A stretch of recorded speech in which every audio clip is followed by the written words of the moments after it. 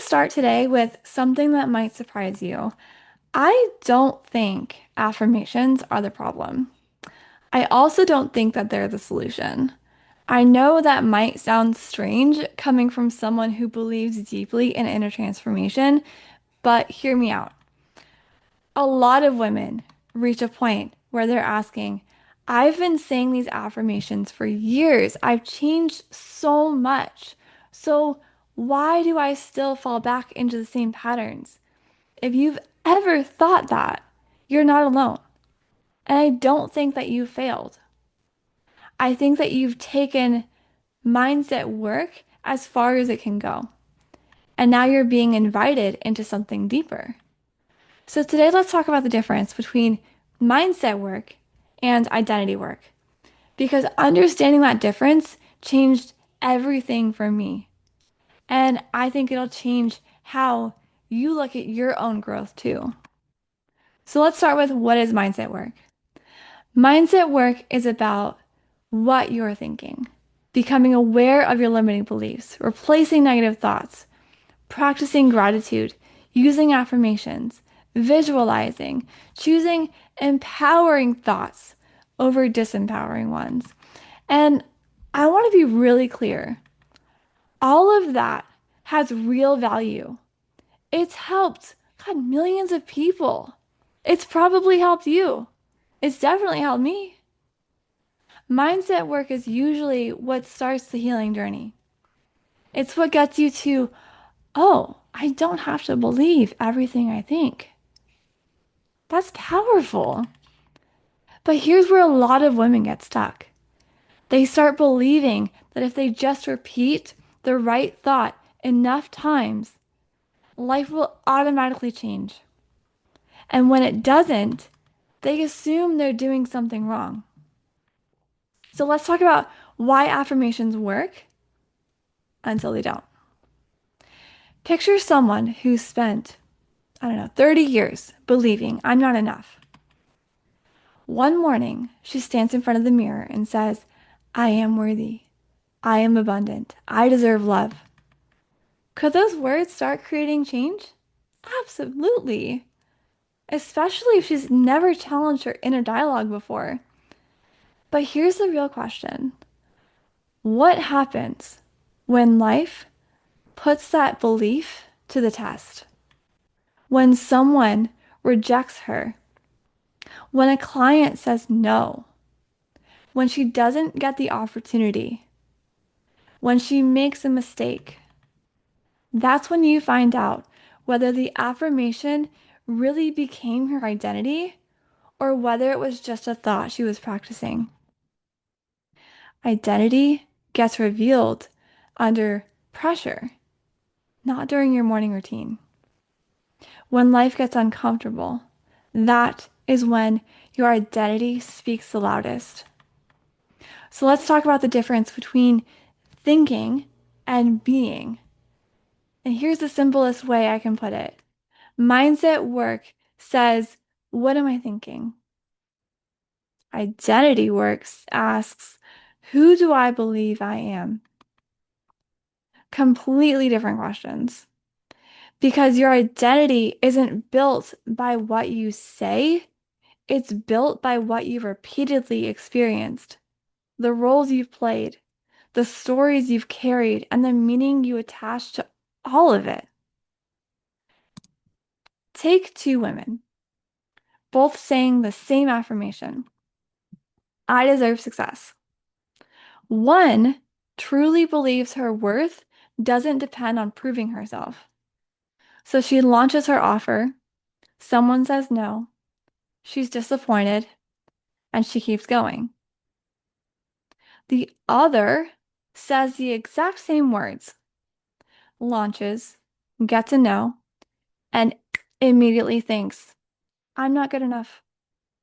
I knew this wouldn't work. I should have waited. Same affirmation, completely different identity underneath it.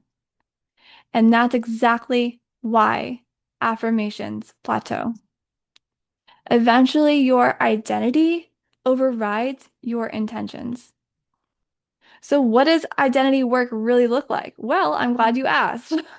Identity work isn't about pretending to be someone you're not.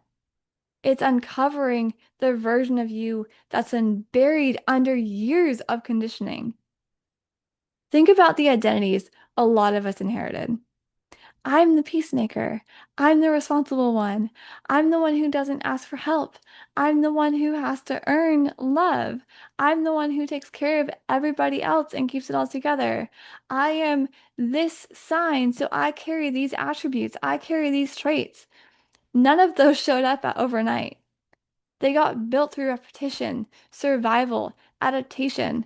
So, of course, they don't disappear because you said an affirmation for 21 days. They're not asking to be argued with, they're asking to be understood. So, let's take a real life example and we'll make it practical. Imagine a woman who keeps saying, I deserve financial abundance. But every time she thinks about raising her prices, she feels guilty. She worries people will think she's greedy. She starts justifying her rates, discounting before anyone even asked her to. Is the problem that she needs a stronger affirmation? Or is the real question, when did I learn that taking up space financially made me less lovable? That's identity work. We're not trying to convince her she's worthy anymore. We're exploring why part of her learned that she wasn't. Once she understands the root, her choices start changing on their own. And here's one of the most freeing things I've learned. You don't heal by getting better at pretending.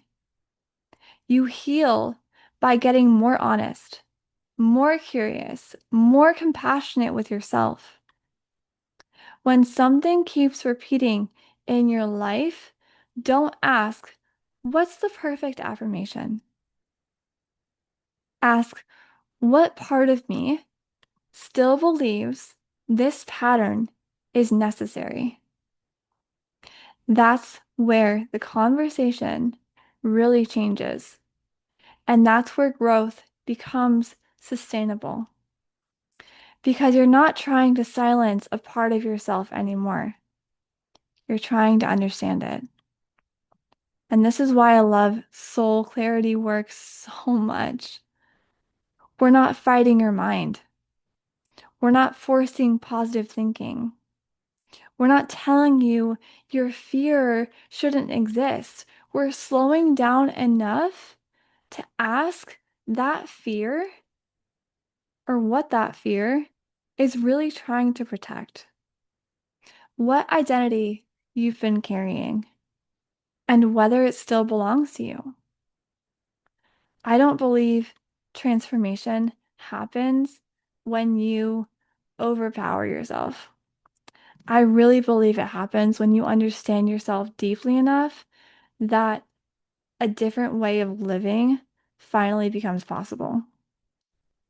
So if you've ever felt frustrated because affirmations stopped working, I hope this gives you permission to stop blaming yourself. Maybe you've simply outgrown the stage where changing your thoughts was enough and you're being invited into the deeper work of understanding who you actually believe yourself to be. And this is what I want to leave you with. You can think like a confident woman without believing that you are one. You can repeat that you're worthy without feeling safe receiving it. You can say all the right words while still carrying an identity that was built around survival. None of that means you're broken. It just means that there's another layer waiting to be explored. And the beautiful part is, identity isn't a life sentence, it's a story. And stories can be rewritten. You don't pretend they never happened, but you understand why they got written in the first place. So, Thank you so much for spending this time with me. I'd love to know in the comments, have you ever had a moment where you realized your thoughts had changed, but your identity hadn't caught up yet? I will see you in the next one.